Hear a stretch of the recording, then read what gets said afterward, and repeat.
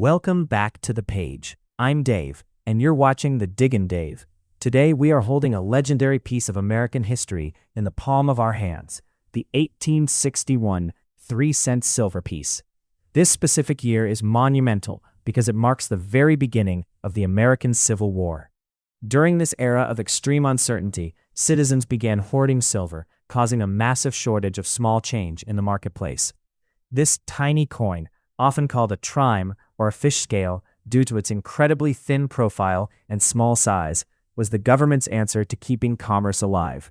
Because they were so small, they were easily lost in coat pockets or dropped in the dirt, making a high-grade survivor like this one a true miracle of numismatic history.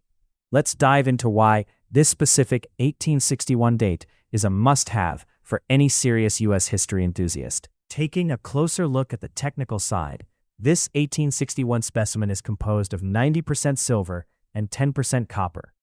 The design was crafted by the famous chief engraver James B. Longacre.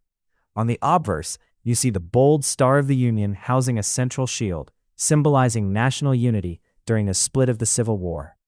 On the reverse, the ornate Roman numeral 3 is encased within a decorative C. What makes this particular coin stand out is its PCGS MS64 grade. For a coin that is over 160 years old, maintaining a mint state 64 status is incredible. Most of these were heavily circulated or melted down for their silver content as bullion prices rose during the war.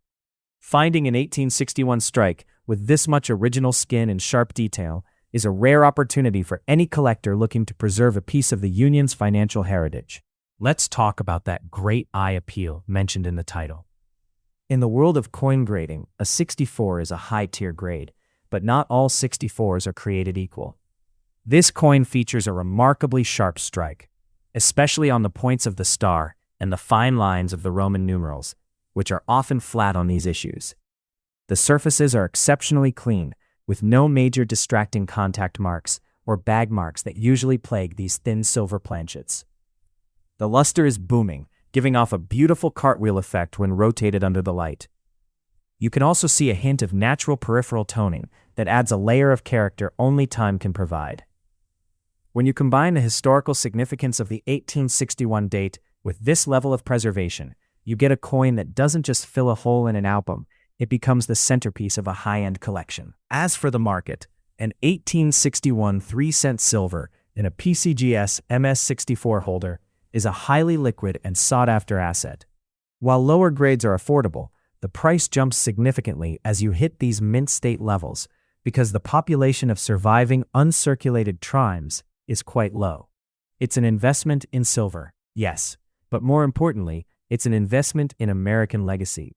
If you enjoy seeing these rare treasures and want to learn more about the coins that built our nation, make sure to hit that follow button and like this video.